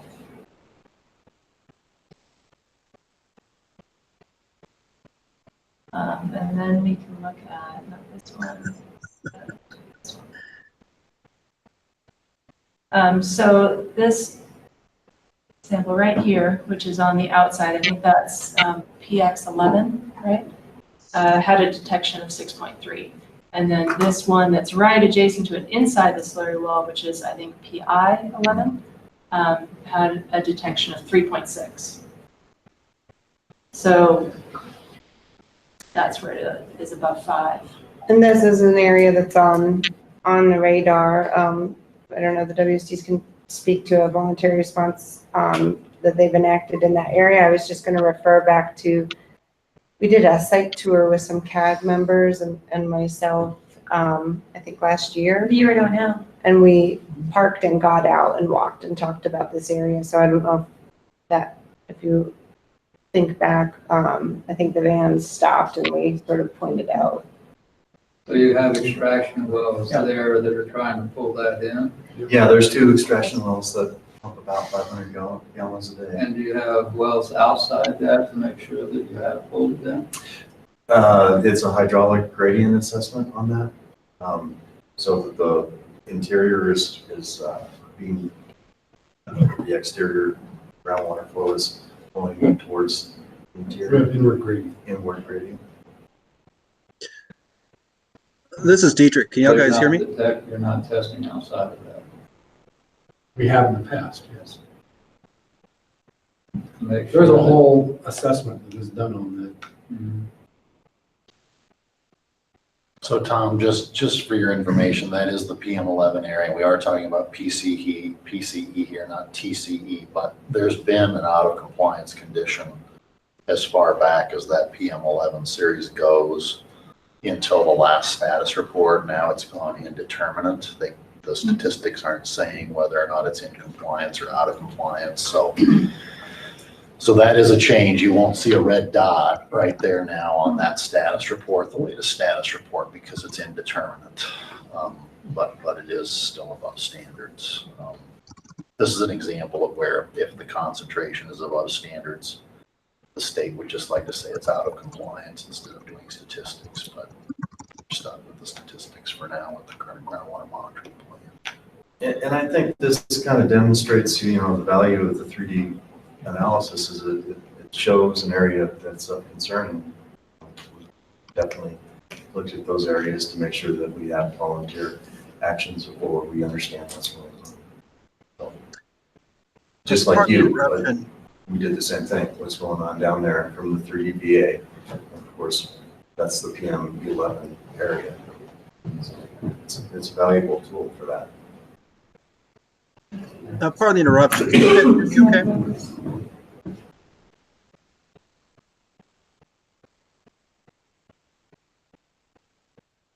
Pardon the interruption. I was, is the audio working on this? So that's what it looks like from the side. We also can show you what 1,1 DCA looks like, which is 1,1 dichloroethane.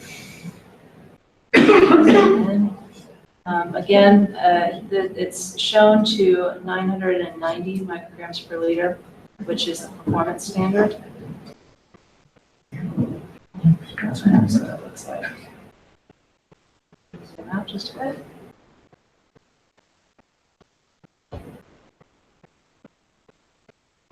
I don't know if anybody has any questions on that. I'll move it to the side.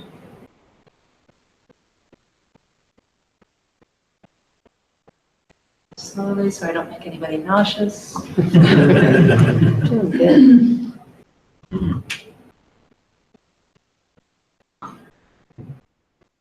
And that was pretty much it. If there's anything you want me to go back to look at or questions, that was the end of our presentation.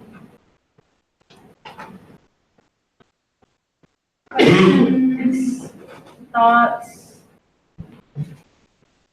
total confusion? Well, there's a lot to absorb. Yeah. Exactly. And will we get copies of this, or how will this be available to us after it's got through, you say after it's got through review? Yeah, so for the presentation, like the slides, those will be a PDF available after they've gone through the record. I don't know, whatever process. No, I'm not part of that process, but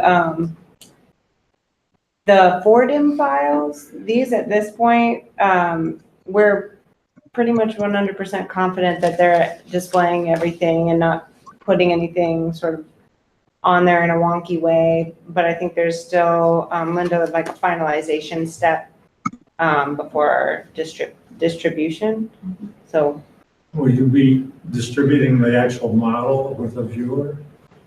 There's the viewer, the actual model software, and It's like, it's massive. I don't have it either. So we have technicians who do the actual visualization. No, I meant, will we be able to get basically what you've got on your Right. laptop so we can just do the 4DIM a viewer. look at it? Yeah. It's a great tool for looking at the distribution of monitoring. And the 4DIM viewer is a free download. So this is Janine's computer and she just got it on there today so we can display it. Okay, so at some point we'll be able to get the PDF, your 3D PDF. Right, that's my understanding. Of the viewers available. Yeah. Okay.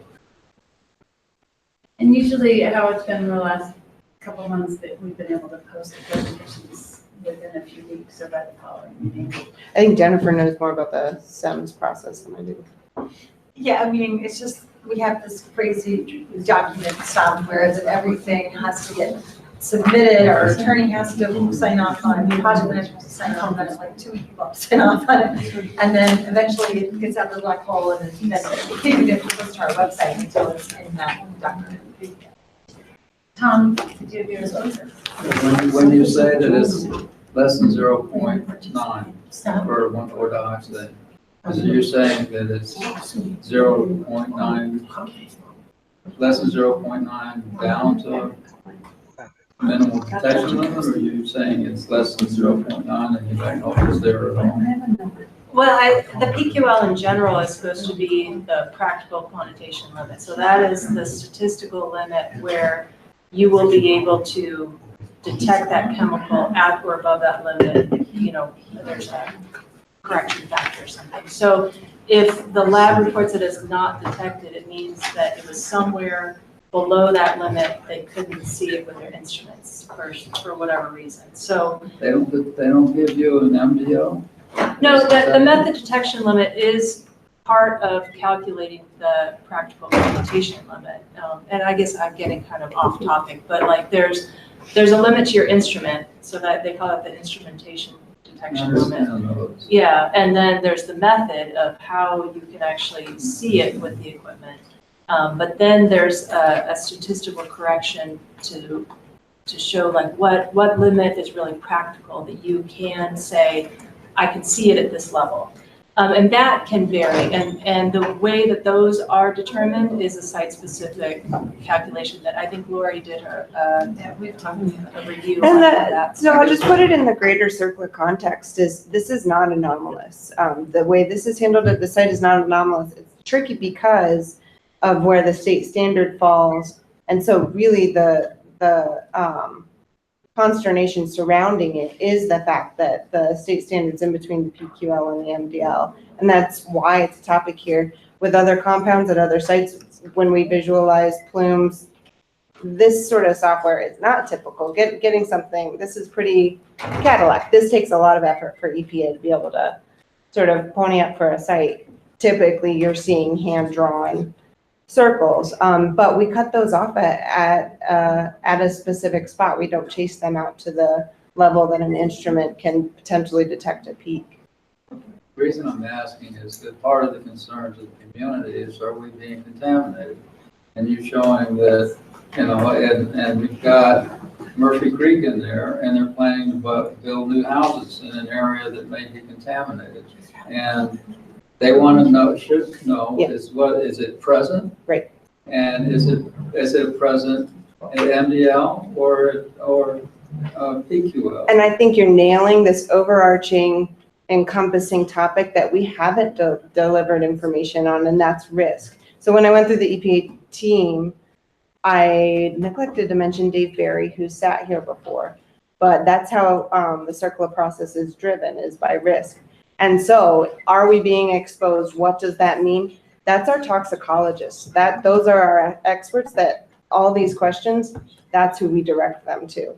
So that would be potentially something to consider for this study. But if you have the data and you're not presenting it to show whether we give them all of it. We give the toxicologists all of it to review and consider. So they get down to the MDL and everything. They'll get any data that we have. However, also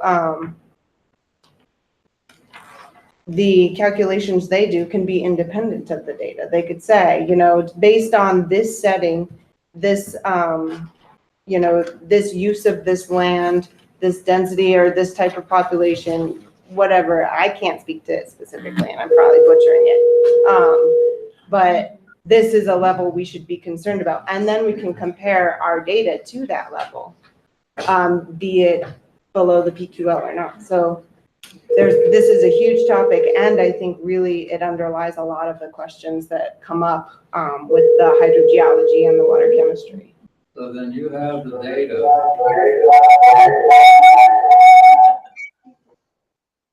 You have the data to answer what Nicole Johnston was asking. Are these potential areas where we're going to build, and the areas where we've already built, are they going to be impacted by the plume at all? And if so, at what level of are you finding? It's the risk calculations, and I think that's something that I keep coming back to. I'm not the expert for that. Yeah, is it there or is it not there? We could certainly look at bringing I think a toxicologist to a future meeting. And I'm gonna bring up, So we met with you guys about this before this development, when this development application came in. I met with you and Dave met with us, and we asked a specific question. Is, what do we do about the fact that we don't know if there's a risk? And EPA did not decline to advise us on what to do. And so I think that's been the big concern. And I'm going to say it out loud for them, not just for you, that we tried to get to the heart of the matter on this, and we couldn't get the information. The city of Aurora doesn't have a toxicologist. to be able to evaluate that. So we went with a best practice, suggested a best practice for construction, but we never got to the risk. And so this is going to be hanging out here with these new development applications, and we are not a health department, so we don't, review that in the course of our development application process. Well, and now we're way beyond mine. I don't Right. interface with So, that. but I mean, we brought Dave in, and I still didn't come up with an answer. We don't have an answer. So it's gonna keep coming up, I think. So I'm getting it out on the table that we tried to I don't know get some help from Dave. I think sort of fleshing out that conversation too, because I think that there's different reasons why, but I didn't really follow the conversation. So I think getting specific information from Linda and Dave, because I can't purvey to you why, what can be informed is effective and not. Of protecting the community, in the interest of communication and trying to be open. Is there a possibility of getting this site map that goes down to the MDL so that we can actually look and say, okay, there's nothing out there, or we don't have enough wells to determine if it's out there. And then if we don't have enough wells, what are we going to do to determine? Or we're not going to determine beyond the 0.9 because that's not toxic to anybody. But above 0.35 has already been shown to be toxic to people. And so that's why I'm saying going down to the MDL will actually cover the toxicity, and that it might be toxicity. Now the toxicologist is not going to be able to answer the question either because you haven't given him what's below point or what's at 0.35 and above. I think I'm capturing everything you're communicating. I think it's something to take back to the team. Yes, Sonia. So I was just wondering, given that the model, it's stated that the model doesn't do any interpretation specifically, but it interpolates data points, et cetera. It obviously makes a number of assumptions, including the one regarding which level of, are you looking at? But, well, once this report comes out, will it have an addendum, for example, with an interpretation by toxicologists of what this means regarding risk? Because that's clearly the key issue. I'm a little lost on which report we're talking about. Once the 3D model becomes available with all the data input. Yeah. And that's presented as a report. I don't know what you're going to call it. Is that a report, something else? Well, will that have an addendum with interpretation by a toxicologist as to what this means risk-wise to the population? And I'm not totally sure what's planned there, but what I'm sort of assuming or understanding, maybe I'll just ask, is that something you guys are interested in? Is that risk framework? I think clearly. Yeah, okay, great. I'll say the city of Aurora is. Yeah. Development I say get it on the applications that have CAG. Now approved. Get it on the CAG We agenda. don't know the risk, so.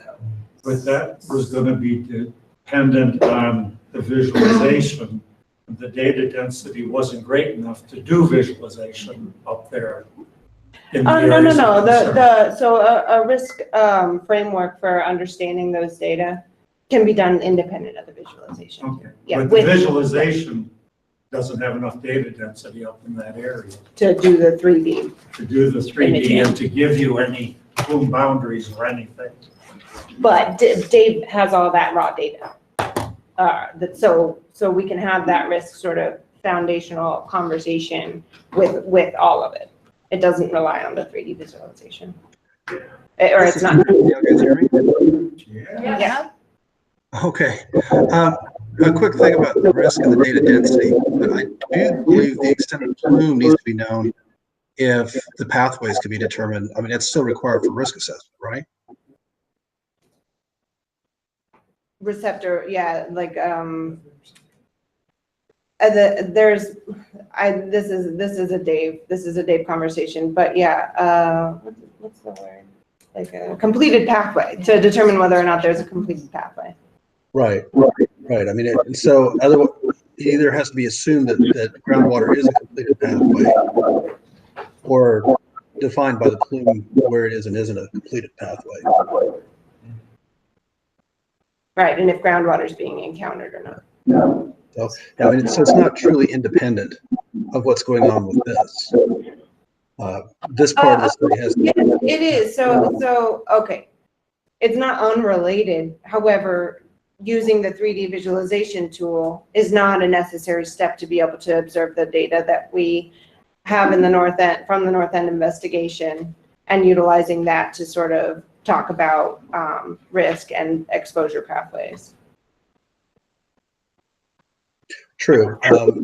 A method will have to devise to either determine the extent of the plume, which is not known, or it'll have to be whether or not it's this visualization or some other method, or that pathway has to be assumed to be complete to be able to do a risk assessment that actually is useful.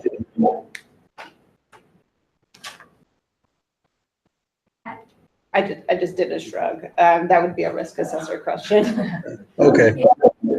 So, here's a question. It sounds like it could be useful to have Dave Barry come with the 3DVA to talk about what this means to him as a toxicologist in terms of risk. Is that what I'm hearing? And Sonia, is that what you were suggesting? No, I don't think that's what you heard. Okay, I'm saying no. So tell me what would be helpful? Yeah. I'm just going to throw this out because it may help. The math is linear here. So if you simply take 0.9 divided by 0.35, it's 2.6 times 10 to the minus 6 instead of 1 times 10 to the minus 6. So instead of the risk being 1 times 1 in a million, it's 2.6 in a million. So if you look at 0.9, if we continue with this 0.9 as being the boundary, you can imagine that's a 2.6 times 10 to the minus 6 excess carcinogenic risk beyond what is. For 30 years. Yeah, if you've got a complete. Well, and I know that Dave looked at it. I think that being sort of technically specific and I think that this is a big topic and we need our risk assessor here because he's the expert on this. Okay, so, to muddy the waters a little bit more, my concern about having a toxicologist here or a risk assessment here is that we'll get a presentation. Yeah. And I don't want a presentation again. I want to really discuss where the plume is, what's in the plume. I want to know what is actually in the plume because all I'm hearing anymore is 1,4-dioxane. And I know there's more than 1,4-dioxane in the plume. But we never discuss it, and I would like to know what the overall effect is of people living by a plume. I would like to bring in the fact that every house that's being built in this area that we're talking about will have a sump pump. It'll be pulling in the groundwater. There'll be different effects. It's not just drinking the water. If there's volatiles in that plume and they're pulling it in their sump pumps, we don't know what's in there. And I'm not saying people are doing it now. I'm not saying it's terribly dangerous right now, but I'm saying if we're going to have a discussion on this level, let's talk about the realities of what may happen. So I'm outlining some questions that I'm hearing, and a question is, what other detections are there in this area? I think we've talked through that before, but let's do it again and maybe put some tables up. And then also a comparison of the depth to groundwater with the depth of a sump, which I don't know anything about the construction plans for these sites, but I'm assuming you're talking about like something that would pull water out of basement if there was a big rainstorm. No, these homes, I'm sorry, I talked too sharp and I didn't mean to you. I'm just thinking, what it is every house has a sump pump, and what surprises me is all of those homes, except a few, aren't pulling in water. And it's the groundwater that they're pulling in. It's not after a big rain. Oh, okay, so okay. This is existing construction, but it's still a concern, so I sorry to cut you off, but I wanted to clarify that. Like, just so I'm capturing right, is the sump associated with basement flooding? Yes. Okay, so it's when. Flooding, it keeps Not flooding. It keeps it from water on the ground. Yes. Groundwater around the house. I think that's what Right, so it would be a comparison of depth to groundwater. Groundwater can fluctuate when there is a ton of rain, and that's usually when sumps are kicked on. The strange My thing sump about pump this, goes off every 15 to 20 minutes. Okay. so it's not just when there's a lot of rain, that's what I'm trying to convey to you. Okay. And it really surprises me because I've lived out there since 1974. Never had a sump in my basement, never had my basement get wet on 2 houses I've lived in out there. And then when they started building these houses, every house had a sump. And they're working most of the time. And it surprises me, and I wonder why. So how can we go forward and not delineate the plume, at least to 3.5 or 0.35? How can we go forward? We don't know. And your question is essentially, why is 0.9 okay? And that's something, Well, yeah. Part of the discussion. Yeah. To me, I don't care. I don't want to hear that. I want to know at 0.35. Why is 0.35 okay? That's, I mean, it's the Ask the same, it's the same topic exploration. But we want to know where the plume ends at any amount, even below 3.5. And that's how do we characterize plumes and to what level? It's always to a level. Okay, do it to 3.5. Let's do it. And why is 0.35? Why, so it's the PQL for the site is 0.9. So the question is, why is 0.9 okay for the site? Or why was 0.35 set? What do these Because it things makes mean? it non-detect 0.9 versus. I'm just framing. I don't have answers for you. I'm just trying to frame. Well, I'm just giving you my answer. It makes it easy not to detect. And Richard, I mean, I think, who said this earlier? Tom. I mean, there's just, think for the toxicologists, for EPA policymakers who set the PQL at what it is, I mean, who use PQL, the issue is about community concerns for their safety and well-being, and how much information can people get from EPA about that, all of that, knowing that there's there's concerns about the PQL being used and not the MDL because of that very issue. So it just seems like being able to communicate that, having the toxicologist come with some, I'm just thinking kind of along the lines of, I think what Sarah, you were thinking that if you all could talk to the toxicologist or communicate, here's what we really want to know. Take the time you need to collect this information so we can have a real conversation about it, because this is our, health we're worried about. And we don't want a presentation, we want just a conversation. Hear the things that are really on our minds, including this issue about the PQL. But the toxicologist cannot tell us the extent of the plume. That's what we're asking. We don't really know about the plumes. So plumes are always delineated to an amount. At the site, 0.9 has been determined to be an okay amount. That's not something we can give information on. The why 0.35 is a number that was landed on. How did that number get landed on? That's the type of discussion that a risk assessor can give you. But we know how 0.35 came from the EPA studies. It's an IRIS database. It's more complicated than that, like a lot more complicated. For us, we don't need it to be any more complicated. There's also adjustments that have been made since then. Absolutely, and there probably will be for the next 20 or 30 years. And what does that mean? It means I want to know what's in the plume. What's in it and how far, How wide is it? And how far has Any it limit. gone? The waste management's number said 1,000 feet a year, maybe. Do you realize how far that could be right now? If you figure since 1990 something, it could be 10 miles away. It'd be 10 miles down the road. Where is it at? Why has all this changed? And why haven't we really delineated that plume and figured out how wide it is, how deep it is, and what's actually in it, not just 1/4 dioxane. That's really You realize important. we've sampled for a whole suite of all the COCs. Stuff that we've been sampling for years that you've known has been there for years. We sampled for all Volatiles. VOCs. Yeah. As based on what? Based on laboratory results. When you're doing So- injection, it depends on how much injection you do, how much you're gonna find for downstream. So when you did those tests and the lab said they're below standards or they're not there, you can't see them when you say non-detect.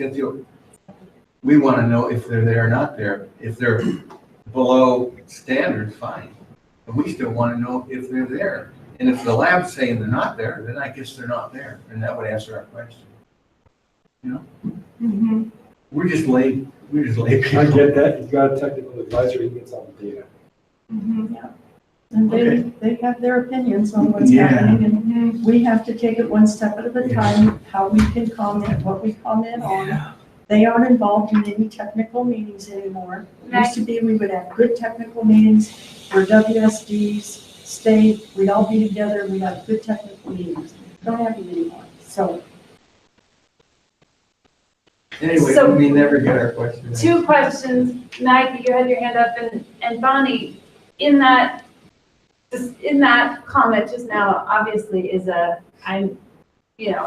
plea or a request that I've heard you make many times, but we might as well just put it out there directly, which is that you continue to feel like the more conversations that can be had with technical advisors and technical people, the more comfortable you feel. Correct. Okay, so I just wanted to put that out there. That was very good. Okay, Maggie? Steve made a comment about not drinking the water, and I have a question because the developer in our area grazes cattle on the property that is just north of Yale to keep his taxes down low. And I'm sure that they must drink the water. Is it okay to eat the meat if they drink the water or eat the grass that's been watered by the groundwater? Questions? Anyone want to opine? I don't know if you guys are aware that. I've seen it. No, the developer puts cattle on there, so it keeps the land classified as agricultural, so that he does not have to pay development, taxes on development land. And he does that annually, has every year since I've been there. Horses don't work, I'll tell you. Where? Horses don't count for agriculture. I found that out. Yeah, horses don't. Maggie, just on capturing the question, where is this grazing happening that you're wondering about? It's on the property that's just north of Yale, east of Gun Club. Okay, thank you. I didn't see any responses, so I'm just capturing it as a question that you'd love to. We believe their only source of water is the creek water. The creek water has been safe. Well, like I said, I don't know, I just was wondering if you were aware that they were doing that. And I guess that's the other question that bothers me that we need to talk about at some point is, when you sampled it, fine, but what happens in between sampling? I mean, I'm not clear what happens anymore with that flow with the quick. I'm just not sure what's happening. I don't think anybody can guarantee that it's continually not being impacted by something from the landfill.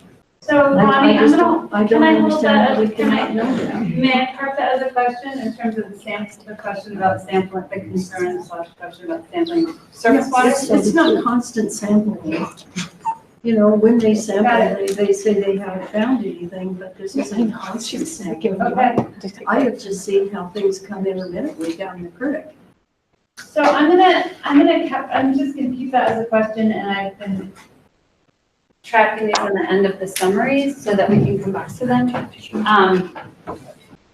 I don't know who, anyway, the question, and some of them are concerns and sort of to note for the record, some of them are real questions. Can we talk in the last couple of minutes here, though, about this next meeting in June? Because I understood there was gonna be some data available, but it sounds like some obviously not. There's been talk about having the toxicologists come. Obviously, there's a lot if and when Dave Barry comes. It sounds like As a conversation, maybe? as a conversation, and people would like to make sure that he can really speak to the kinds of questions that you've been raising tonight. Some of which is gonna go straight to the PQL and deal discussion. Do you all want to have that at the next meeting? I'm seeing some nodding heads, Sonia. Well, he had had the opportunity then to review the data and He has. make an interpretation based on all the data, but I thought the data doesn't come until the end of June. Well, you're talking about synaptic sampling data. Is that what you're talking about? Yeah. That's for the effort right around the north boundary barrier wall. So We have a lot of you data. have all the data points you need for the 3D modeling. His sort of valuation doesn't rely on that. I think it'd really be beneficial for him to describe to you the work that risk assessors do. So just to ask one more time, I think it's really important for whatever presentation he's going to give, that there also be a written review that summarizes that risk assessment pertaining to this data. Okay, I'll definitely communicate that back, and I think that I'll communicate that back. Uh-huh. Okay, that's. And you're saying you'd like to get his take on this as from a risk assessor's standpoint? Right. Yeah. Yeah. On the available data regarding risk. Yeah. So others about having that kind of presentation versus other kinds, I don't know if there is other data that's going to be available for the June meeting. Thoughts? What do you all want? Community CAG members in particular. If the risk assessment person is saying there's no risk, and there's data to prove that, that's great. If he's saying there's the difference between 1 in a million and 2 people in a million as being the risk, that, he should tell us that. I would like EPA also to come back with, if the risk assessment says there's no data, we can't figure this out because we don't have enough data. I would like EPA to come back and say, well, what are we going to do in order to determine the data so we can know that before we build a house there, it is safe? Yeah, and I sit around the risk assessors, so I don't have that expertise, but I know that they will not hang their hats unless that's a lot to have on your shoulders. If you don't have the data to support your. But then will EPA step in and say, well, if we don't have enough data to say that this place is safe, will EPA step in and say, well, we're going to gather that data? That risk is essentially how Superfund sites are managed. Yeah. Okay, and if they're going to say that, then that allows for Aurora to say, we don't know yet, so maybe we don't want to build it. And then maybe say you have to tell the developers to wait. And that's the more information, I know that's not for us to decide, that's for Aurora to decide, and it's for the community to ask for. But that's the kind of information we need to know so decisions can be made. I'm happy personally to try to talk also to Dr. Berry in the context of you all to try to communicate what I have been hearing from the CAG in terms of, and to try to understand what it is he can help respond to. And if he has other thoughts about what areas he's not going to be able to respond to, who could? Yeah, maybe we can just have a little small discussion with Maybe that Dr. Berry. And just sort of get a sense of the discussions. Okay, so in light of that, do you all want to have this? And I guess Steve and Steve, one question I have for you all and Sarah, is there going to be additional data available in June in light of, with caveats of what you said is not going to be available? The SSR just came out, and that's, a thick binder of data that was uploaded to Dietrich's OneDrive site. So I guess if they're going through that and have something they want to explore on it. So maybe Bonnie, Tom, that could be something explored with Dietrich and Bella about if there's things from that report that would be useful to discuss or go into. Maybe that could be another topic. Is Dietrich still with us? Dietrich, are you still there? Okay, so why don't you all have that be a piece of homework? Yeah, I'm still here. Oh, hi. Sorry, I've got to mute one and unmute another, so you guys don't get that feedback. So it takes a second for me to get back on. Dietrich, did you hear that last point? If you could repeat that question, I appreciate it. just that, Bonnie and Tom are gonna talk with you and Bill to see if there's any aspect of that report that just came out that you all would like to see explored at the next CAG meeting, discussed, responded to, so that we could queue up something that would be of interest, in addition to or instead of a discussion with the toxicologist, but we need to know pretty soon. Yeah, and I think maybe just a conference call at the end of the week would, end of next week, might be a good time to see if there's any topics we want to pull from there. Okay, so you all will talk amongst yourselves and be in touch. Okay. All right, so why don't we just know that the agenda will consist of either or both a discussion with the toxicologist, maybe raising or following up some issues raised by the report, the recent report, what would we call it again? SSR. Yeah. So it's also probably good to have a backup because now I'm like, yeah, the risk assessor will be able to speak to a lot more and I don't know his availability. Yeah, exactly. Okay. And meanwhile, if there are other things that come to people, just be in touch. We'll send out a draft agenda within a week or two once we coordinate with the moving parts, and then people can weigh in on that. But for now, our meeting is June 20th, Thursday. And I do have to ask a plea for help. We did have Lennar sample out at the new development. They said they didn't detect 1,4-dioxane. I can't get their detection limits, and I have no way to compel them to share those. Is there anything we can do to get that data? I don't know. I'm throwing that out because I'll just have a line in the report that says it wasn't detected. I don't even know what site you're talking That about. it's south of the, Oh, it's right okay. there around north of Yale. The And so they took groundwater samples and they said it wasn't detected. I have a report. Yeah. From CTL Thompson. It's not real detailed, but it's more But than it one doesn't section have, summary. it doesn't have detection limits in it, does it? It says that you can't smell it or see Okay. it. So, again, I'm gonna throw it out there that I have no way to verify anything. If somebody's got a brilliant idea, then let me know. At least it doesn't say taste. Right. Somebody probably redacted that. Okay. Well, if That anyone was a comes up with subcut. Yeah, they come then plan. Or you know somebody That was over the new at guy. Lennar. Find out what the detection. It just says laboratory results were not detectable for groundwater samples. All right, well, Yeah. Tom, you're thinking. I'm beating my head against the wall if anybody has any ideas. Come beat your head again. Yeah. Hey, thanks everybody there were some hard, tough discussions as usual, and thanks for working it through and hanging in there and sticking with it. All right. Karen. Yes. Oh. Sarah sooner.